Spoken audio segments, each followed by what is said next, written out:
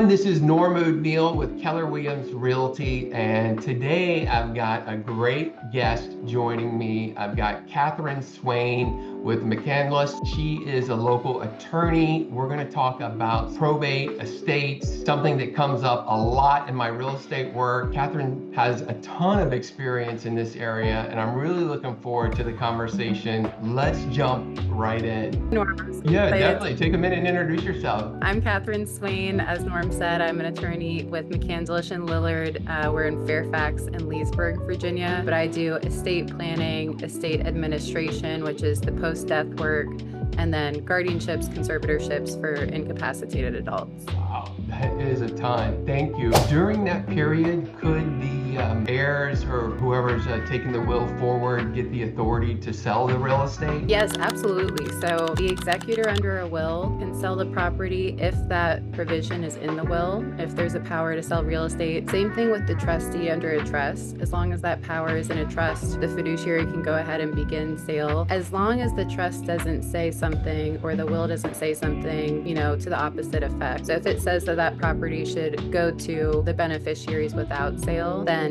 of course it needs to be distributed in kind the way the terms spell out. If there's no will in place at all, then the individual qualifying is called an administrator, not an executor. And the administrator doesn't automatically have the power of sale over real estate because there's no will in place that gave that power. So they would have to go to court and actually ask a judge to sign off on them having that power. So usually that's only necessary if the administrator needs to sell the real estate because there are other debts in the estate that need to be paid for from the proceeds of that sale. Otherwise, we go back to what I was talking about, that kind of silly doctrine or silly sounding doctrine, the drops like a rock doctrine, that immediately transfer happens and that transfer is made to the heirs at law. So if there's no debt in the estate, there's nothing that needs to be paid, then the administrator may not need to sell the property as an administrator, but instead the property would pass to the heirs at law and then they could sell the property themselves. The heirs would sell it. Exactly. And then they would just be owners of the property. So they wouldn't be selling the property in a fiduciary sense. They wouldn't need court approval. They would just be owners like any other, owner of real estate, and they could sell the property themselves. Of course, in this case, if there's multiple heirs, they have to come to an agreement on those proceedings, which is in itself, but separate from the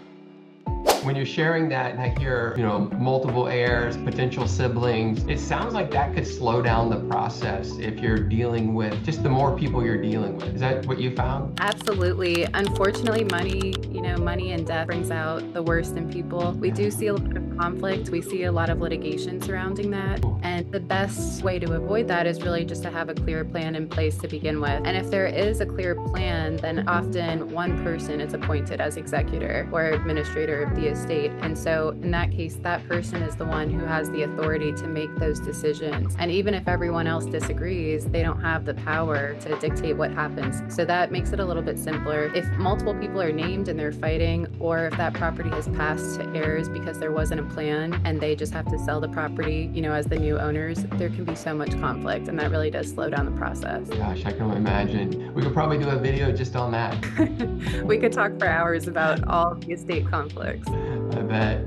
Well, tell me some more of the challenges maybe outside of that particular one, like common challenges families face when they're trying to sell an inherited property. One of the things that people forget to do when they're selling in a fiduciary sense, meaning that they're an executor of an estate or a trustee of a trust, is often they forget to get an appraisal of the property, and that should be done as of the date of death. So a lot of times appraisers will backdate if you ask them to, and if they have comparable values to assess, to at least very close to the date of death. It's important for multiple purposes. So if the fiduciary sells the property and say this has become a hoarder property, it's not in a good condition, and it's not going to sell for the tax assessed value that the county has set, then that fiduciary has to show that they sold it for the top dollar that they could get. It just wasn't in the right condition.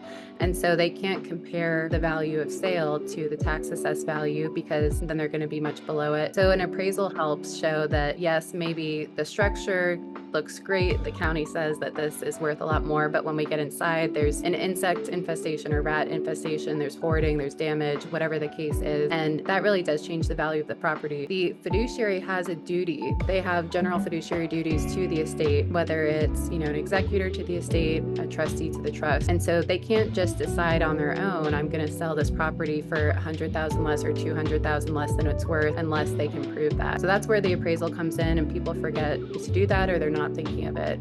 The other thing that can really be helpful with an appraisal is that it determines the tax basis for that property as of the date of death. And one of the things that's important there is that if property is transferred during someone's lifetime, there's no step up in tax basis if it's just a gift one person to another, during lifetime, if a father gives it to his son. But if the father passes away and the son inherits that property, there is a step up in tax basis. And so the appraisal helps to determine what the value was as of the date of death. I love that you brought that up, because stepped up basis is a question I have coming up for you. So maybe we get into it more, but I think it's a huge gain, a huge point you just made on how families can protect themselves on how property transfers. And I would just say the other thing that is sometimes forgotten, and another pitfall that people fall into, is not documenting properly everything that they're doing along the way, not really keeping records of fiduciary actions when they're selling the property. So that's important too, just to keep everything completely documented, keep receipts the whole way. Yeah, you said it. That's part of my job too, is keeping all these documents, things in order. I enjoy helping families in this type of situation. So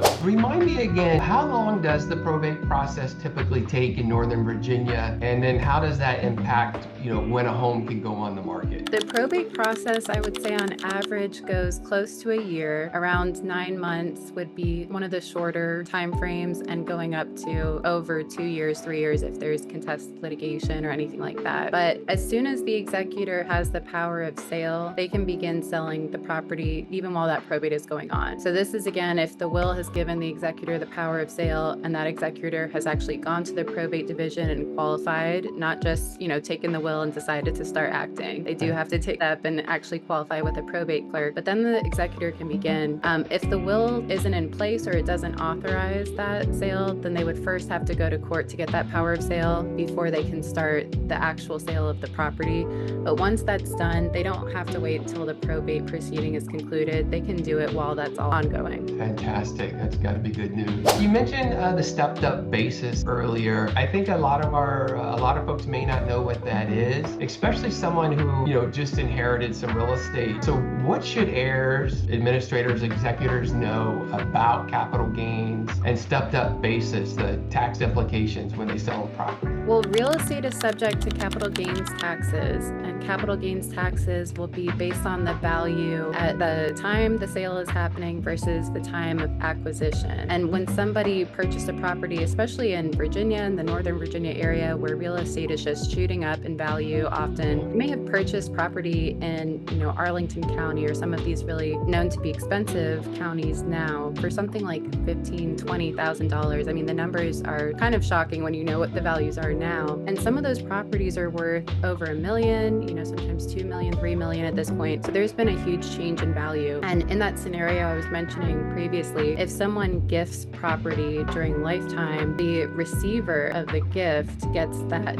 original $10,000, $20,000, $30,000, whatever the original purchase price was. That's their tax basis. So they would pay capital gains on their sale, which is now, $2 million from the difference from the original price. If they instead receive the property in an inheritance, then they get the date of death value as their step up. So they get that stepped up $2 million value as their starting point. And then when they sell the property, say they sell it within 6 months, probably the value hasn't changed too much, and they're paying very little, if any, capital gains on that difference. That is just such a huge selling point. Literally, it's a huge advantage for people who are going through, a lot of tough time. There's a lot on their plate. Here's some good news on the stepped up basis piece. Absolutely. And it's a good warning, because some people, if they feel their health is failing, they really want to make things easier after they pass away and they think, let me just sign this over to my daughter, my son who's helping me now, and it'll just make it so much smoother because they'll already be the owner. But that's a huge,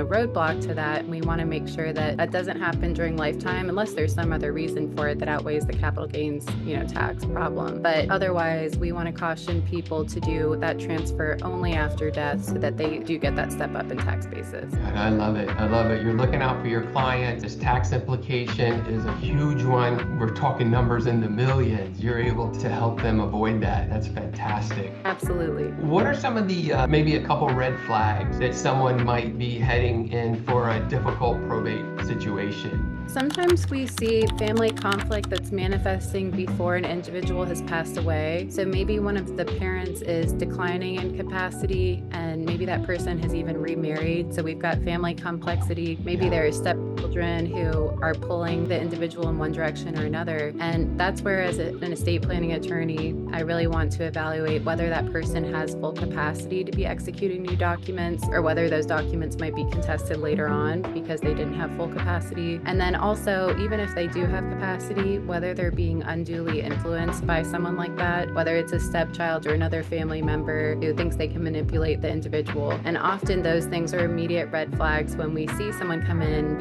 with that person, whether it's their parent or whoever the family relation is, but we see them sort of being pushy with the decision making and trying to interpose their own will. And then we know that there's potentially going to be something contested down the line, especially if it's not handled properly before the individual passes away and there hasn't been an evaluation of capacity or that undue influence issue. It makes a lot of sense to me. Again, you have so much expertise in this area. This is very helpful because you can almost see it before the client sees it, or you're able to see it and give advice and get out ahead of it. It's very welcomed. Thank you. Yeah, yes. Tell me about this. If someone wants to get their affairs in order but doesn't know where to start, what's your advice? My advice is just to pick up the phone and call to set up an appointment with an estate planning attorney and see exactly what needs to be done, because it may be something that you're really dreading and you think it's going to be much worse, maybe more expensive or more involved than what it is. And you may have an estate that doesn't require as much of that, but you'll have that peace of mind of getting a plan in place if you at least sit down and meet with an attorney and talk through what you may need. Oh, that's perfect. Yeah, just start with a simple phone call. You want to hear what's going on and how you can help. Exactly. Yes, I appreciate you being here and joining me for this video today. It's been super informative for me. I know that so many folks have been looking forward to the video, so I'm looking forward to sharing it with them and getting this good information out there. I'm Norm O'Neill, local realtor with Keller Williams Realty. Remember, questions, concerns, hallucinations, call Norm.